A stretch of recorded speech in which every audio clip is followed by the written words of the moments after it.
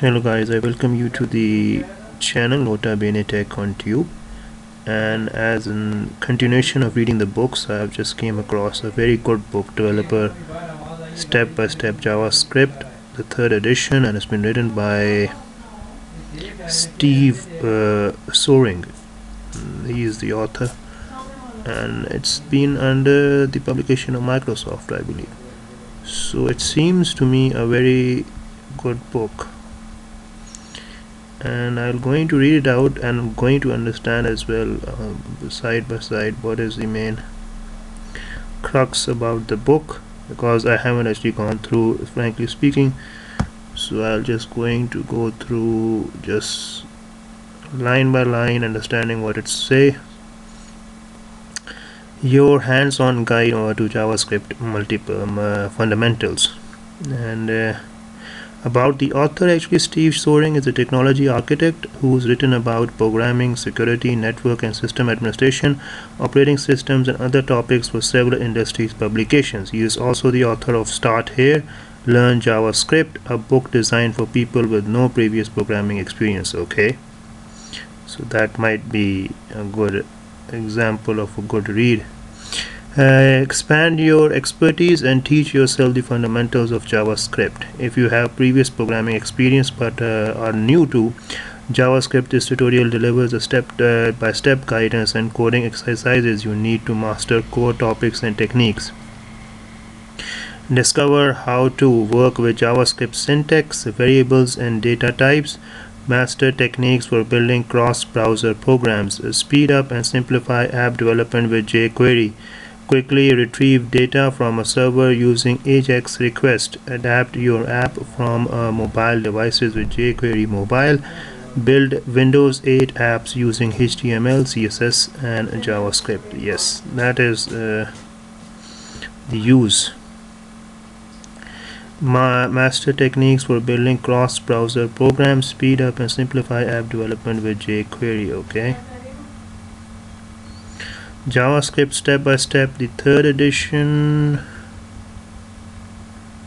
Let's see, what is this all about? I would like to dedicate this book to mom and dad. Good, nice kiddo, or actually I don't know kiddo or what. I'm just saying.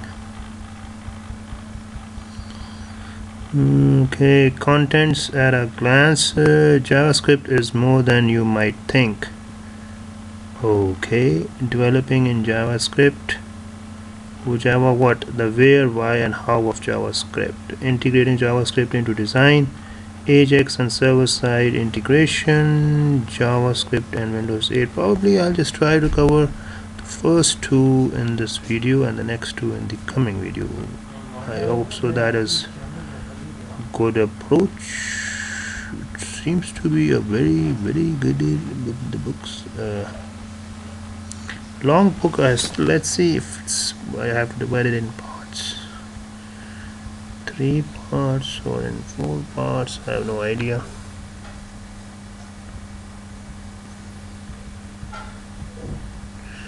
JavaScript is more than you think. A brief history of JavaScript.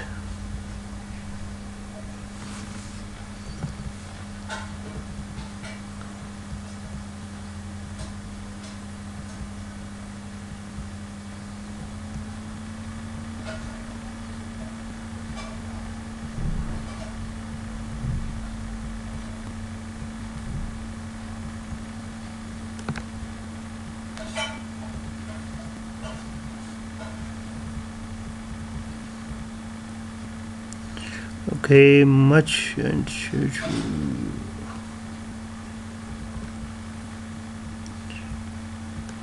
who should read the book? This book is for beginning JavaScript programmers or people who are interested in learning the basics of modern JavaScript programming, the language syntax, how it works in browsers, what the common cross-browser problems are, and how to take advantage of Ajax and third-party libraries such as jQuery to add interactivity to your web pages. Okay. Assumptions. This book expects that you have at least a minimum understanding of concepts surrounding web development. You should be at least somewhat familiar with HTML, CSS, and also helpful to know but neither HTML nor CSS are required prerequisite knowledge for completing this book. Okay, that's good. Who should not read this book? This book isn't meant for experienced JavaScript programmers. Obviously, they know the lot, they know most of the programming, so why they should not actually go through this simple, I must say, the understanding. They know, they have gone through the wholesome education and wholesome what you can say, career oriented education, so the book might not be a good reference for them. Organization of this book is divided into 4 sections, each of which focuses on a different aspect of JavaScript programming. Part 1, Java what, the where, why and how of JavaScript, provides the foundation upon which JavaScript is programmed. Included in this part are chapters to get you up to speed creating JavaScript programs, as well as chapters discussing the syntax of JavaScript. And part 2 is integrating JavaScript into design. It looks closely at the interactions between JavaScript and its primary role of web programming. Okay. You will need the following hardware and software to complete the practice exercises in this book: an operating system capable of running a web server. For this section on Windows 8 development, you'll need a Windows 8, but none of the other examples require a Windows. And a text editor such as Notebook, Vim, or an integrated development environment such as Visual Video or Eclipse. For Windows 8 development, you'll specifically need Visual Studio 2012 or for Windows. An internet connection so you can download software, and chapter examples, code examples. Most of the chapters in this book include exercises that let you interactively try out new material learned in the main text. The code for these exercises and many other examples can be downloaded from this. Okay, installing the code samples. Follow these steps to install the code examples on your computer so that you can use them with the exercises in this book. Unzip this file that you download. Okay, using the code, installing the code sample, using the code sample acknowledgement. There are so many people that help in the book writing process. I would like to first thank Russell Jones at Microsoft Press. He has provided excellent guidance and is always a pleasure to work with. Okay, Rita and book support. We want to hear from you. Stay in touch. Okay, that's not a relevant one. JavaScript, the where, why and how of JavaScript. JavaScript is more than you might think. After completing this chapter, you will be able to understand the history of JavaScript, recognize the parts of a JavaScript program, use the JavaScript pseudo protocol, understand where JavaScript fits within a web page, understand what JavaScript can and cannot do, understand how JavaScript is used in Windows 8. A brief history of JavaScript. JavaScript isn't Java. There, with that clarification out of the way, you can move on to bigger, more important learning, like how to make cool sliders. In all seriousness, JavaScript is one implementation of a specification known as ECMAScript.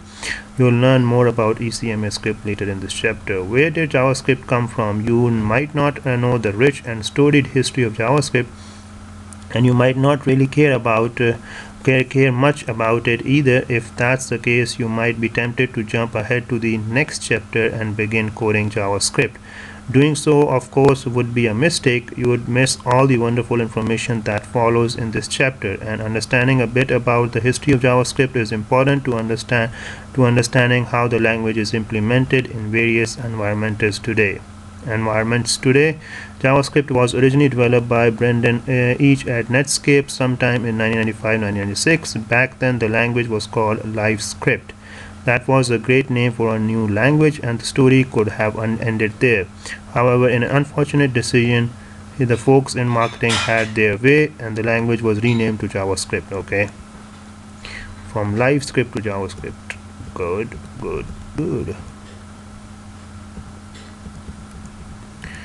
JavaScript is not a compiled language, which makes it look and feel like a language that lacks power. But programmers new to JavaScript soon came to realize its strength and usefulness for both simulating and creating interactivity on the World Wide Web. Up until that realization, programmers developed many websites using only simple hypertext markup language. and graphics that often lacked both visual appeal and the ability to interact with the site's content. With the Microsoft Windows 8, JavaScript now has an avenue for creating full-fledged applications that don't rely on the web browser. Early JavaScript concentrated on client-side form validation and working with images on web pages to provide a rudimentary, although helpful, interactivity and feedback to the visitor. When a visitor to a website filled in a form, JavaScript instantly validated the contents of the web form rather than making a round trip to the server. Especially in the days before broadband was pervasive, preventing the round trip to the server was a great way to help applications seem a little quicker and more responsive, and it still is. Okay, Internet Explorer. With the release of Microsoft Internet Explorer 3 in 1996, Microsoft included support for core JavaScript, known in Internet Explorer as JScript, and support for another scripting language called Microsoft Visual Basic Scripting Edition, or VBScript. Although JavaScript and JScript were similar, their implementations weren't exactly the same. Therefore, methods were developed to detect which browser the website visitor was using and respond with appropriate scripting. This process is known as browser detection, and is discussed in chapter 11, an introduction to jQuery. Okay. And then came ECMAScript. In mid-1997, Microsoft and Netscape worked with the European Computer Manufacturers Association to release the first version of a language specification known as ECMAScript, more formally known as ECMA 262. Since that time, all browsers from Microsoft have implemented versions of the ECMAScript standard.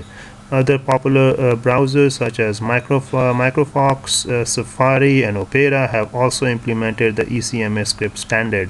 ECMA 262 Edition 3 was released in 1999. The good news is that browsers such as Microsoft Internet Explorer 5.5 and Netscape 6 supported the Edition 3 standard, and every major browser since then has supported the version of JavaScript formalized in the ECMA 262 Edition 3 standard. The bad news is that each browser applies the standard in a slightly different way, so incapabilities still plague developers who use JavaScript. Okay.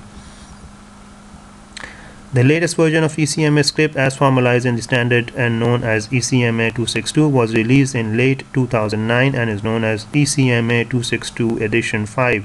Version 4 of the specification was skipped for a variety of reasons and to avoid confusion among competing proposals for the standard. ECMA 262 Edition 5.1 is becoming more widely supported as of this writing and will likely, I'm hopeful, be in a version of popular browsers such as Internet Explorer, Chrome, Firefox, Opera, and Safari by the time you read this book.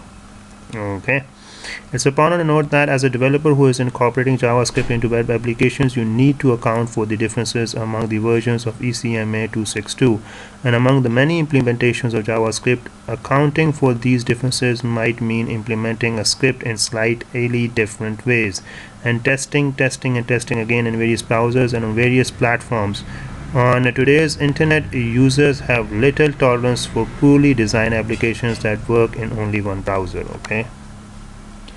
Accounting for those differences has become much easier in the last few years, and there are two primary reasons. First, web browsers have consolidated around the specifications for HTML, CSS, and JavaScript, and the vendors have worked to bring their interpretation of the specifications closer to one another. The second reason that accounting for differences has become easier is that JavaScript libraries have become more popular. Throughout the book, I'll show the use of the jQuery library to make JavaScript easier. Okay, so many standards. If you think the standards of JavaScript programming are loosely defined, you're right. Each browser supports JavaScript slightly differently, making your job and my job that much more difficult. Okay, so the standards are not tightly applied, are not actually fully applied, you can say, or in other words, it's not been standard oriented programming. I believe trying to write about all these nuisance is more challenging than writing about a language that is implemented by a single specific entity, like a certain version of Microsoft Visual Basic or Perl. Your job and mine is to keep track of these differences and account for them as necessary, and to try to find common ground among them as much as possible. Okay. The DOM, another evolving standard relevant to the JavaScript programmer, is the Document Object Model standard developed by the World Wide Web Consortium. The W3C defines the DOM as a platform, a language neutral interface that allows programs and scripts to dynamically access and update the content, structure, and style of documents. Okay, defines the DOM, Document Object Model, as a platform, a language neutral interface that allows programs and scripts to dynamically access and update the content, structure, and style. Okay. What this means for you is that you can work with a specification to which web browsers adhere to develop a web page in a dynamic manner. Yes, that is what we are looking for eventually. The DOM creates a tree structure of objects for HTML and extensible markup language. Okay, documents and enables scripting of those objects. JavaScript interacts heavily with the DOM for many important functions. Okay, this DOM is very, document object model is very good.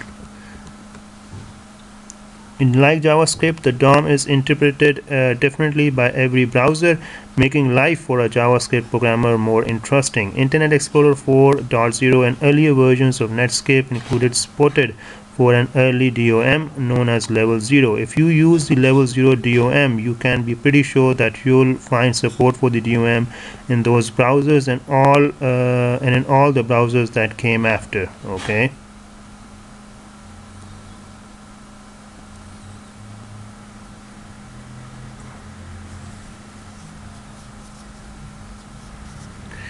Microsoft Internet Explorer 5 and Internet Explorer 5.5 included some support for the Level 1 DOM, whereas Windows Internet Explorer 6.0 and later versions include some support for the Level 2 DOM. The latest versions of Internet Explorer, Chrome, Firefox, Safari, and Opera support the Level 3 DOM in some form. Safari provides a representation of the WebKit rendering engine. The WebKit rendering engine is also used as the basis for the browser on devices such as the iPhone and iPad and on Android-based devices. If there is one lesson that you should take away while learning about JavaScript standards and the related DOM standards, it's that you need to pay particular attention to the code that you write. No surprise there, and the syntax used to implement that code. If you don't, JavaScript can fail miserably and prevent your page from rendering in a common browser. Chapter 12, the Document Object Model, covers the DOM in much greater detail.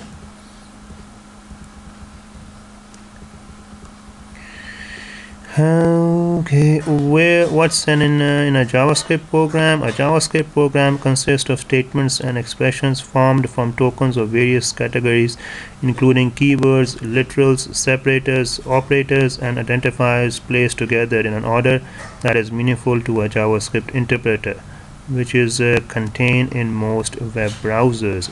Okay, what's in a JavaScript program? A JavaScript program consists of statements and expressions formed from tokens of various categories, including keywords, literals, separators, operators, and identifiers placed together in an order that is meaningful to a JavaScript interpreter, which is contained in most web browsers. It's more common, the same structure as in most of the languages. There are keywords, there are separators, operators, and identifiers. That sentence is a mouthful, but though these statements are really not at all that complicated to anyone who has programmed in just about any other language. Absolutely right. If I have actually programmed, if you have gone through my videos, if you are going to go through my videos on Python, you will see that I have actually programmed a couple of small programs, not big one, just as a beginner, to intermediate level, and not, I believe, as an expert. It will take time, but obviously we're going to reach there as well. And in that expression, a token or reserved word variable is followed by other tokens such as an identifier, small number, an operator, and a literal for. You learn more about these elements throughout the rest of the book. The purpose of this expression is to set the variable named small number equal to the integer 4. Like in any programming language, statements get put together in an order that makes a program perform one or more functions. Okay. JavaScript defines function in its own way, which you read much more in chapter 7. Working with functions, JavaScript defines several built-in functions that you can use in your programs. Using a JavaScript pseudo protocol and a function, open a web browser. In the address bar, type the following code and press enter. JavaScript alert hello world. The hello world is just a common syntax, I believe, but just a very common syntax as a programmer. After you press enter, you'll see a dialog box similar to this one. Okay, congratulations, so it's done. You just program your first albeit not very useful bit of a JavaScript code. However, in just this little bit of code are two important items that you are likely to use in your JavaScript programming endeavors: the JavaScript pseudo protocol identifier in a browser, and more importantly, the alert function. You'll examine these items in more detail in later chapters. For now, it suffices that you learned something that you'll use in the future. Okay. Internet Explorer 10 in Windows 8 sometimes doesn't display or use the JavaScript pseudo protocol correctly. Okay. JavaScript placement on your web page. Okay.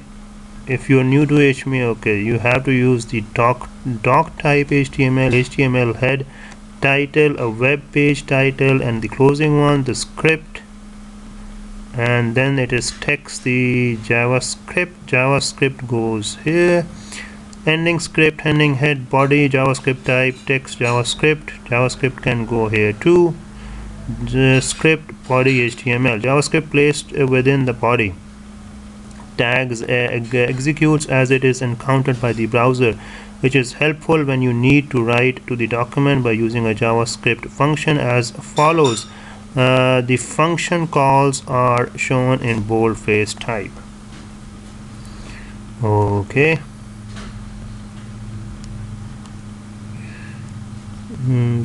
Closing head and the closing script.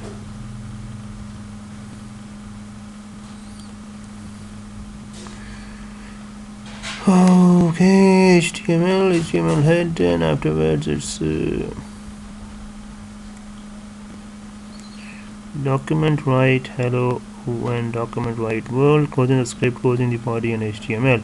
Because of the way browsers load JavaScript, the current best practice for placing JavaScript in your HTML is to position the script tags at the end of the body element rather than in the head element. Okay. Okay.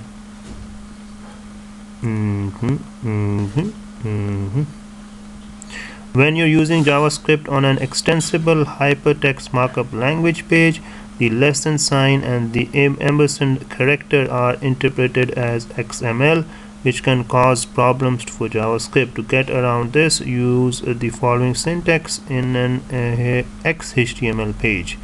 So script type is equal to this. Okay, C data, JavaScript goes here, and script. Browsers that aren't XHTML compliant don't interpret the C data section correctly. You can work around that problem by placing the C data section inside a JavaScript comment. A line or set of lines prefaced by 2 forward slashes as shown here. Script type is okay, this. You can work around that by placing a line or set of lines prefaced by 2 forward slashes. Good. Yes, the code really is that ugly. Okay, however, there is an easy fix for this. Use external JavaScript files. In chapter 2, developing JavaScript, you can learn how to okay. Use external JavaScript files. Document types. If you've been programming for the web for any length of time, you're probably familiar with document type declarations, or doc type declaration as they're sometimes called. One of the most important tasks that you can go when designing your web pages is to include an accurate and syntactically correct doc type declaration section at the top of the page. The doc type declaration, frequently abbreviated as DTD, lets the browser or other parsing program know the rules that will be followed when parsing the elements of the document. An example of a doc type declaration for HTML 4.01 looks like this. If you're using a Microsoft Visual Studio version earlier than version 2012 to create a web project, each page is automatically given a doc type declaration for the XHTML 1.0 standard like this. Version 5 uses a much similar doc type. Okay, if you fail to declare a doc type, the browser interprets the page by using a mode known as Quicks mode. Falling back to Quicks mode, Quicks mode means that the document might end up looking different from your intention, especially when viewed through several browsers. If you do declare a doc type, making sure that the resulting HTML cascading style sheet, also known as CSS, okay, and JavaScript also adhere to web standards is important so that the document can be viewed as intended by the widest possible audience, no matter which interface or browser is used. The W3C makes available an online validator which you can use to validate any publicly available web page. Okay.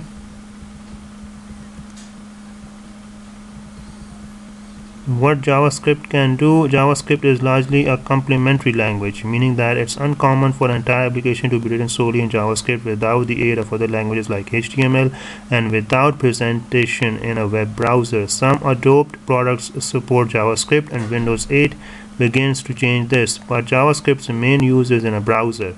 JavaScript is also the J in the acronym AJAX, and asynchronous JavaScript and XML, the darling of the Web 2.0 phenomenon.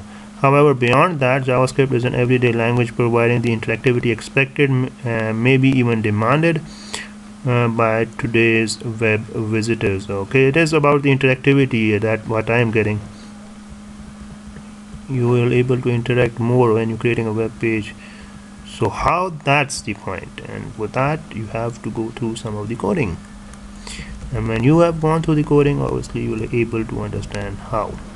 JavaScript is also the J. Okay, what JavaScript can't do. Many of the operations JavaScript can perform are the result of JavaScript using being somewhat limited to a web browser environment. This section examines some of the tasks JavaScript can perform and some that JavaScript shouldn't perform. JavaScript can be forced on a client. JavaScript relies on another interface or host program for its functionality. This host program is usually the client's web browser, also known as user agent. Can't be forced on a client. JavaScript, okay, relies on another interface or host program for its. This host program is usually the client's web browser, also known as user agent. Because JavaScript is a client-side language, it can only do what the client allows it to do. Yes, so it is not. It normally it is the client or the server end, where the two end of the languages. So JavaScript is a client-side language. Okay, so obviously it has to be client-friendly. Some people are still using old browsers that don't support JavaScript at all. Others won't be able to take advantage of many of JavaScript's fancy features because of accessibility programs, text readers, and other add-on software that assists the browsing experience. And some people might just choose to disable the JavaScript because they can, because of security concerns, whether perceived or real, or because of the poor reputation JavaScript received as a result of certain annoyances like pop-up ads. Okay, JavaScript can't guarantee data security. Because JavaScript is really runs wholly on this client, the developer must learn to let go. As you might expect, letting go of control over your program has serious implications. After the program is on the client's computer, the client can do many undesirable things to the data before sending it back to the server. As with any other web programming, you should never trust any data coming back from the client. Even if you use JavaScript functions to validate the contents of forms, you will still validate this input again and when it gets to the server. A client with JavaScript disabled might send back garbage data through a web form. If you believe innocently enough that your client-side JavaScript function has already checked the data to ensure that it is valid, you might find that invalid data gets back to that server, causing unforeseen and possibly dangerous consequences. Okay. That is, JavaScript can't guarantee data security. Okay, that is the point I have to remember.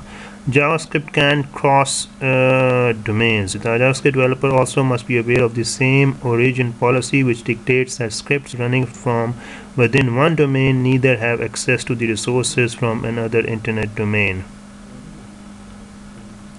That scripts running from within one domain neither have access to the resources from another internet domain, nor can they affect the scripts and data from another domain. For example, JavaScript can be used to open a new web browser window, but the contents of that window are somewhat restricted to the calling script. When a page from my website contains JavaScript, that page can't access any JavaScript executed from a different domain, such as this.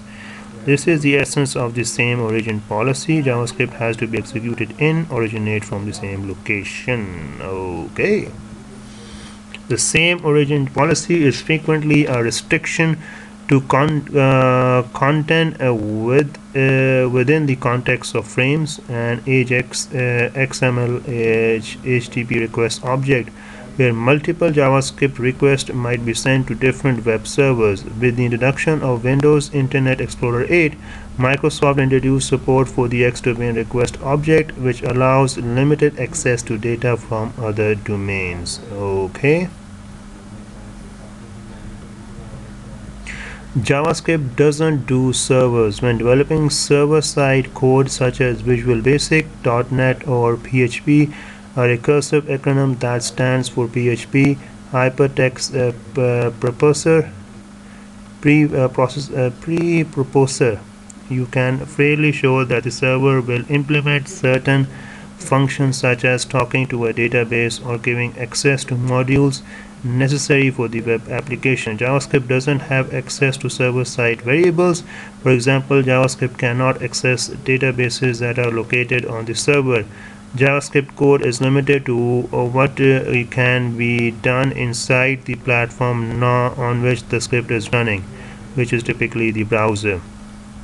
Another shift you need to make in your thinking, if you're familiar with server-side programming, is that with JavaScript you have to test the code on many different clients to know what a particular client is capable of. When you're becoming server-side, if the server doesn't implement a given function, you know it right away because the server-side script fails when you test it.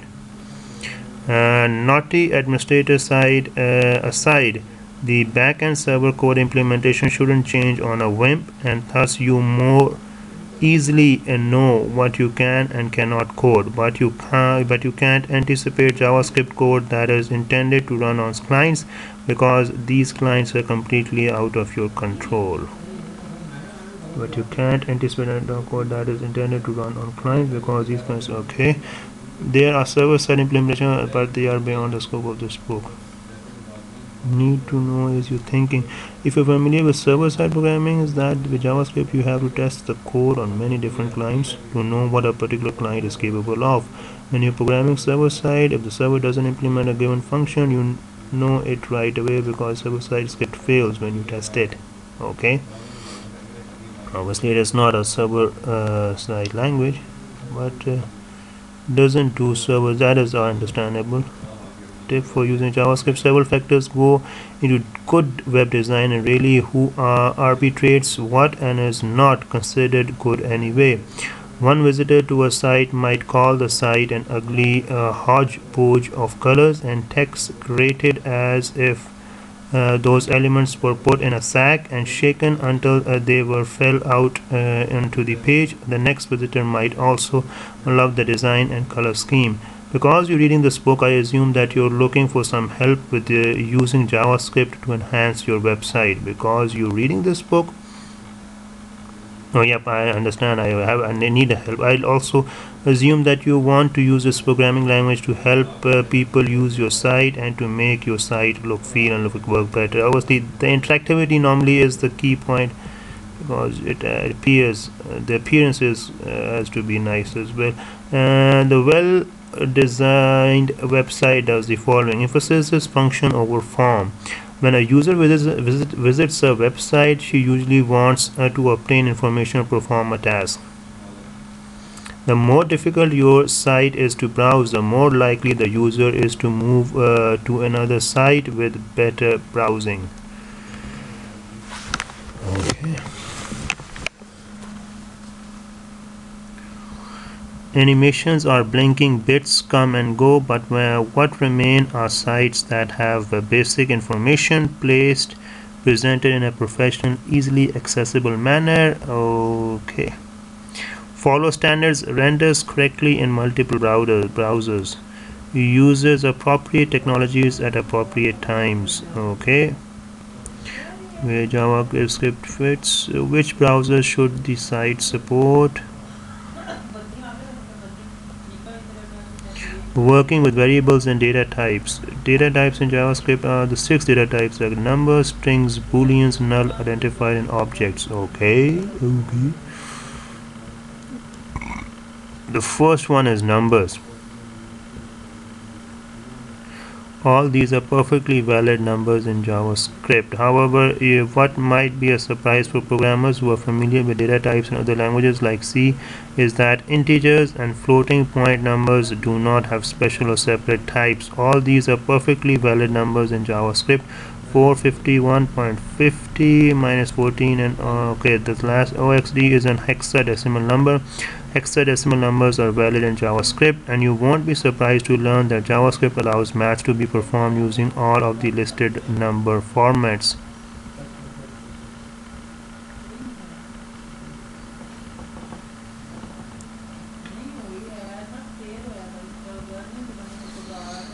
Okay, doc type HTML is the prerequisite, then HTML, head, title, hexadecimal numbers, title, script type, and this one variable h, variable I, variable j, alert j, and this. Okay, view the web page in a browser. You see, okay, how it is being done now. Let's see. Performing hexadecimal math.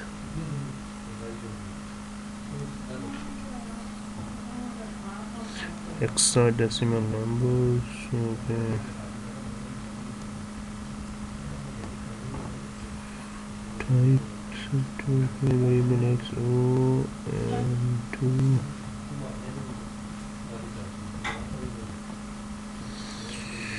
Okay.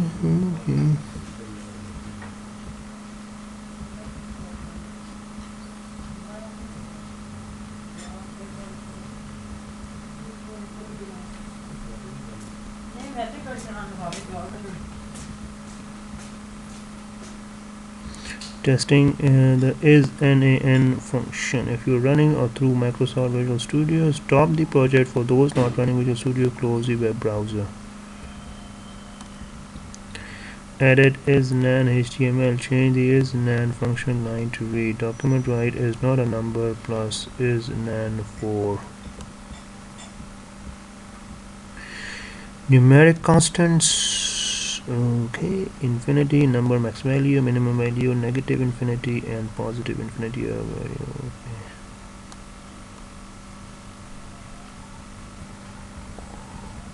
Yes, is not a number true. Yes, it's NaN. If you're running through Microsoft Visual Studio, stop the project.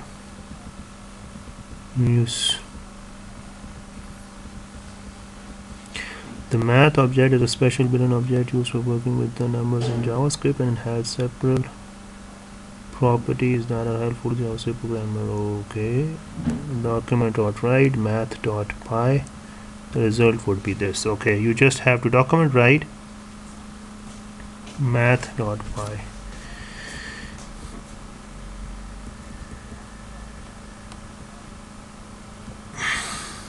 Okay, that is the coding. So is not a number, and plus is nan is equal to 4.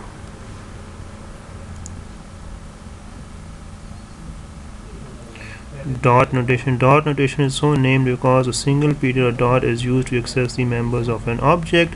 The single dot creates an easy visual delineator between elements. For example, to access a property that you might call the length of a variable room, you would write room dot length. The dot operator is used similarly in many programming languages.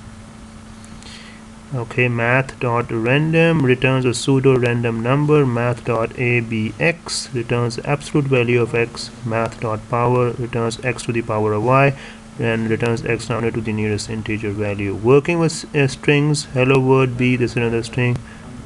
The cow says moo. The talking cloud says the time is 12 noon. Everyone had a good time was the official slogan. Escaping quotation marks. Okay. Other escape characters: backspace, tab, new line, vertical tab, form field, carriage return, and literal backslash. Using escape sequences. Okay, string methods and properties. Variable is string. Okay, alert will do the same result. Okay, variable x is a string, and you give alert x length. This is a string, and you have to provide the length. Yes, okay, so the coding needs to be remembered as well. Variable my string, this is a string. S as a string. Okay.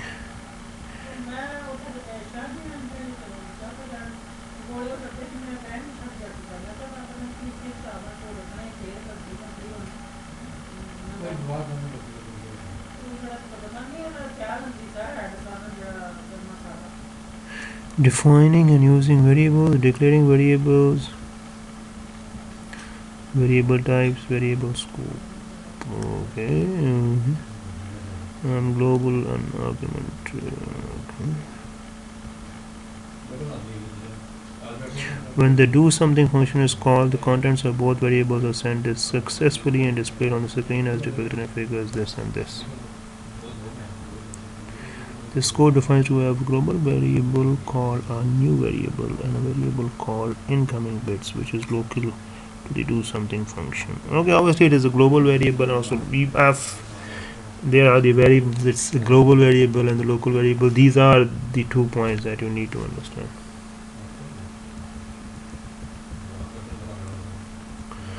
Examining variable scope using Visual Studio, Eclipse, or another editor. Okay. Global variable within the function, alert local variable within the function, incoming bits, a new variable. Do something is a local variable. Alert global or outside the function, new variable. Okay, variable within the function is global. Local variable in the function is a local variable. Global is global var outside the function is global. Inserting Firebug. Okay. The first procedure walks you through installing Firebug in Firefox. Troubleshoot with Firefox. Okay. The purpose is to apply the date object.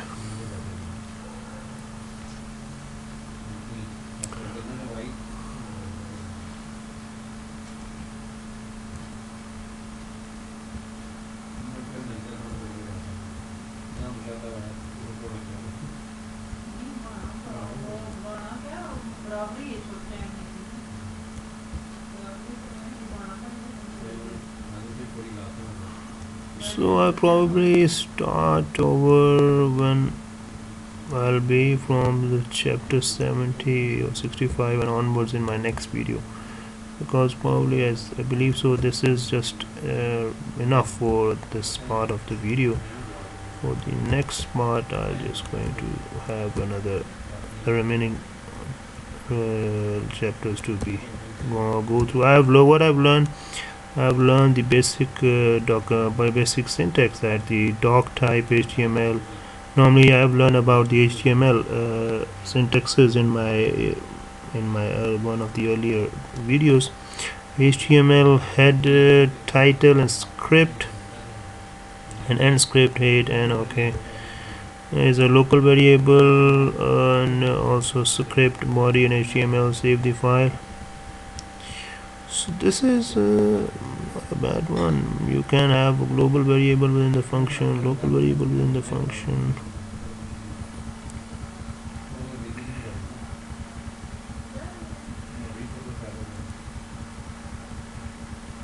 Defining and using variables, declaring variables, variable types, variable scope.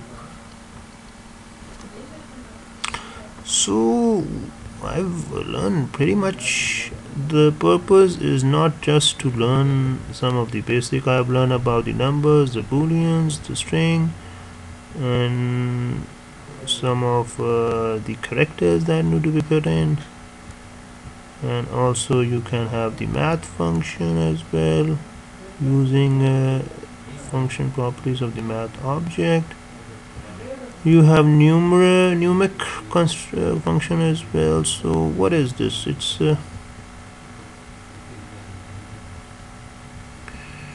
numbers, strings, booleans, nulls, identified, and objects are all the data types in JavaScript. So I have learned about these data types. I've learned about working with these data types. I've learned about some of the coding, how to apply them using the different syntaxes. So it's probably enough, I believe. So just go through once again when I'm going to start the next video, and hopefully I'll able to complete the book in 2 videos. Then from this book I have to apply, obviously, by using the editors that are mentioned in this book. So using those editors and applying the coding or the syntaxes, we're going to move towards the application of the JavaScript even at a basic level. We are not here just to move in a very fast way. We are here to build ourselves, not just our channel but also our audience and also our networking. When we are in a position to develop our networking, when we are in a position to develop our audience, obviously we will able to go through all the developments off and on, and we're keeping us relevant, updated, and relevant to the working of projects and working of the different tasks. So I'm going to end up my video over here, and I'm going to see you in my next video with the remaining contents of the book just gone through again. So thank you again, take care, and have a nice day.